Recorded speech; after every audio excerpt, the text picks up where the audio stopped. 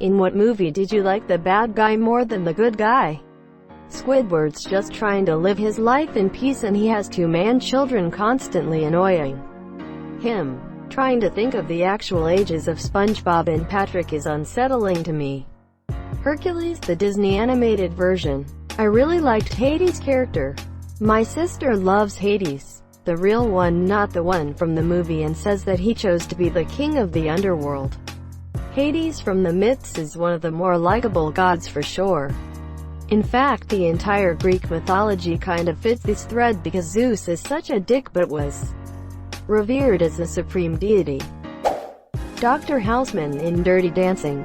The man works his ass off so he can take his family on a nice, long vacation. The doc is a very lenient parent, giving his teenage daughters all kinds of leeway and freedom to do whatever they want. When baby asks for $300, which is a large sum of money back in 1962, her dad gives her the money with barely any hesitation. Because he trusts her, baby gives that money to one of the dancers so she can get an abortion. It's botched. And who saves the day? Oh, right, Dr. fucking Houseman, of course. He makes one comment about that being where his money went and then gets to work saving the woman's life. And baby's punishment for taking $300 from her father under false pretenses. She can't do her dance routine for other vacationers. That's it. She has to sit with her parents for a couple of hours. Literally the most lenient punishment imaginable under those circumstances. But of course Patrick Swayze comes in and is like, nobody puts baby in a corner. Fuck you, Patrick Swayze's character. Baby fucking deserves to be in that corner. Don't forget baby was only 16. Damn right he was allowed to be annoyed. His daughter was being porked by a much older Swayzian. Wanted to protect her. While he may not have knocked up Penny, he definitely had a fair few notches on his bedpost. He slept with a woman who were thrusting diamonds in his pocket. Essentially a prostitute. He didn't want her to throw her life away for some leather-wearing dancing pervert. Dr. Doofenshmirtz just needed someone to talk to, but all that platypus wanted to do was beat his ass. Honestly, the poor guy needed to see a therapist because he has some serious childhood trauma he needs to unpack. As much as I love Clarice Sterling in Silence of the Lambs, Hannibal Lecter is still the best character in the whole movie despite only have 16 minutes of screen time. Sir Anthony Hopkins was so legendary he only needed 16 minutes to put his character in the mind of every viewer. The fact that Jodie Foster kept up and did brilliant acting too makes it even better. Winning the Best Actor/Actress in Movie was fully deserved. The B-movie Ken was the only sane person. Are there other bugs in your life? No, but there are other things bugging me in life. And D, you're one of them. Tom and Jerry. And not necessarily just the movie but the regular cartoons. Fuck that antagonizing little mouse. He has no redeeming features. Used to watch the show every week waiting for the one time Tom would finally get high, monsieur. I was the oldest of way too many kids and I always sympathized with monsieur. I like bad guys who have legit reasons. CLU from Tron Legacy was instructed to make the perfect system. But he took it a little too seriously. He was just doing his job to make it a perfect world. HAL 9000 from 2001 Space Odyssey is another good one. He wasn't evil. He was just given conflicting programming. Technically, the conflicting programming is not explained in the movie, but in the sequel, right? Only watched the movie once. Edit. Oh wow. This single question blew up my notifications. In the book, which is a masterpiece, Hal is much more of a character. I guess mainly because the book can let the reader know his thoughts, which the movie couldn't do. But he is equally a character as much as the astronauts, and it does a better job at the man versus technology and where they overlap angle. The ape men in the beginning are a lot more interesting and have names too. The Monarch and Venture brothers. What kind of idiot doesn't even lock his doors? I'm not even going to flush. Let them see the wrath of the monarch.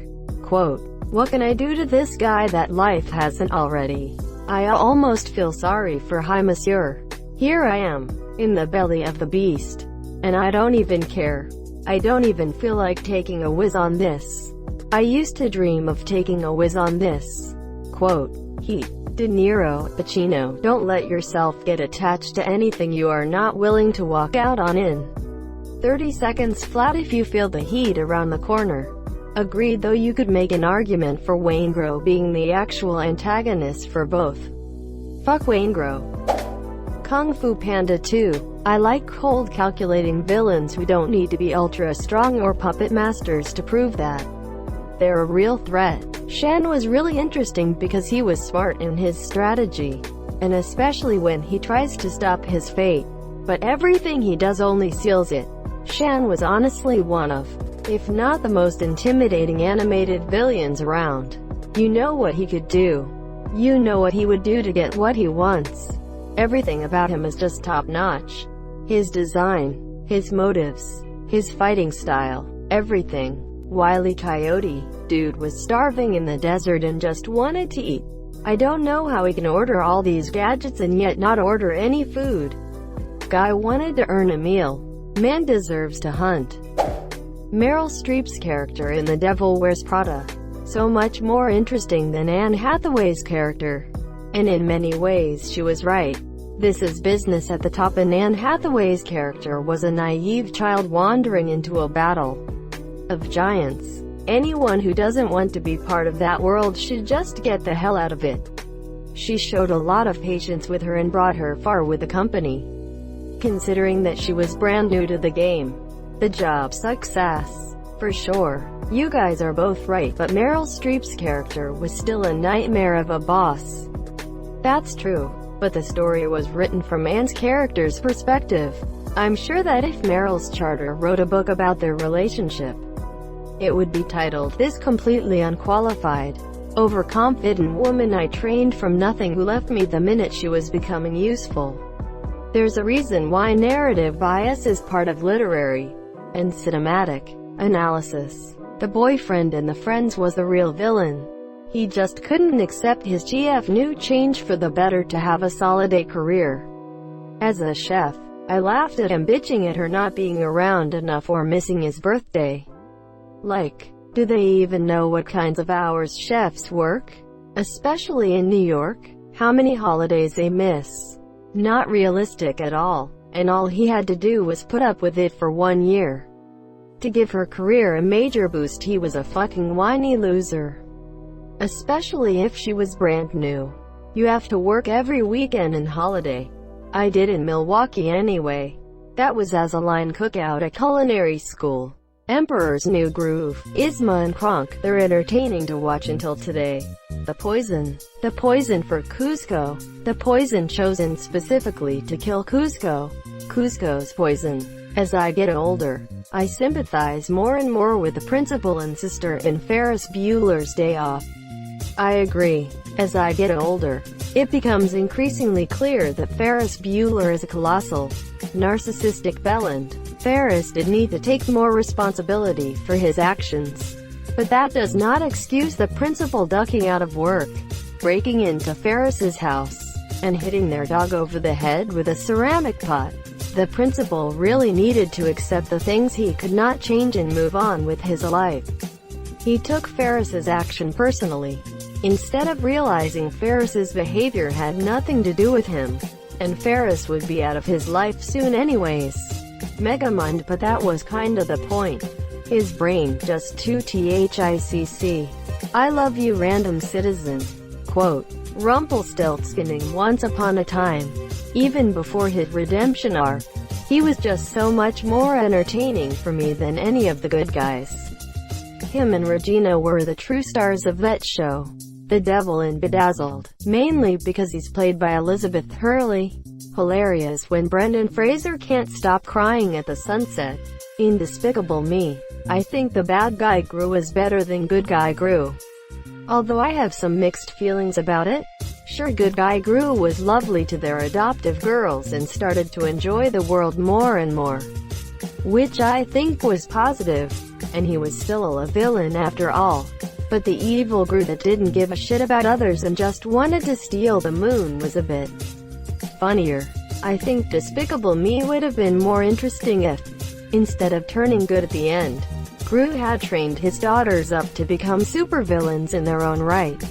Muppet Treasure Island. Come on, Tim Curry. I rooted for Gerard Butler's character Clyde Sheldon in Law-Abiding Citizen.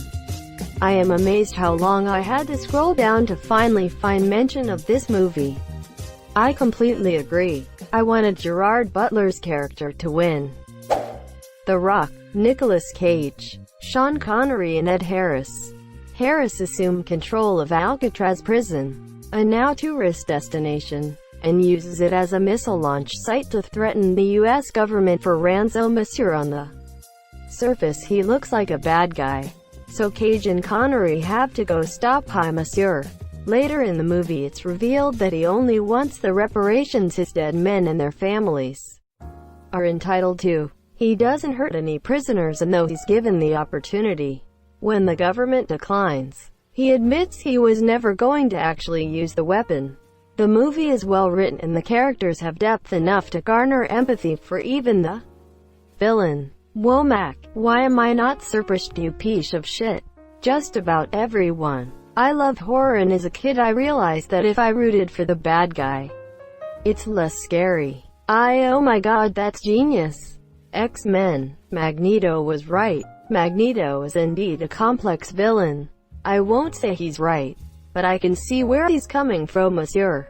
I think Magneto is a complex villain because in general, he's actually an anti-villain, opposite to an anti-hero who does the right or good thing for non-good reasons.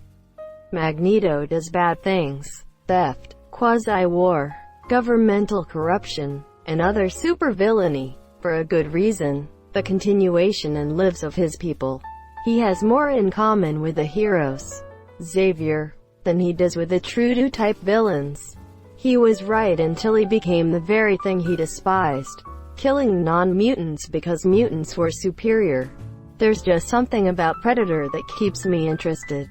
Yeah, he was just a hunter that was trying to have a fun time, preying on a bunch of gun-toting lesser lifeforms. Breaking Bad. Hank was the only actual good guy in the show and an insufferable ass edit of the major characters. What did Steve Gomez ever do? True. Minor character though. Walt Jr. and several others also, I guess. Gus is easily one of the best characters in all of TV. It's one of the few cases where underacting works extremely well. Jaws. You want the shark to win.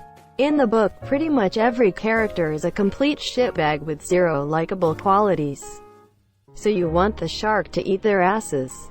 In the movie they made them slightly more likable and relatable, but you still want the shark to win. For the book I can see it, but I gotta disagree for the movie. Brody's fatherly qualities, Hooper's wide-eyed fascination and respect for science, and Quint's wartime experience all outweighed the fact that the shark ate a hot naked chick, a little kid, two innocent boaters, Quint himself, and a dog. A dog. Fuck that shark. Edit. Might as well have included the shark's other victims. The labyrinth. I mean, it's David Bowie dancing around with a bulge. Edit. Till the bulge was the hero of the story. High School Musical. Troy and Gabriella are assholes. Ryan and Sharpay are both complete triple threats. You don't audition just by having someone sing a song. What about the dance call? What about the acting portion? What about the fact that Gabriella is likely to have stage fright on first night? Fucking Sharpay trains and works so hard for that role the goddamn Gabriella steals it from her. Shit, Sharpay was helping Troy a lot more than Gabriella as well. Sharpay deserved that role way more than that bitch. Remember in the second movie when Sharpay sets Troy and all of his friends up with well-paying summer jobs, and all he has to do is sing one song with her and he won't even do that? Plus, Gabriella and their friends get mad at him over the fact that he is spending his time trying to help his future. Sharpay is an honest and hard-working person. She does some mean things, but she always atones for them in the end. Troy and Gabriella, assholes who never experience consequences for their actions and get everything they want handed to them. Monsieur, justice for Sharpay. Thank you so much for watching and have a good day.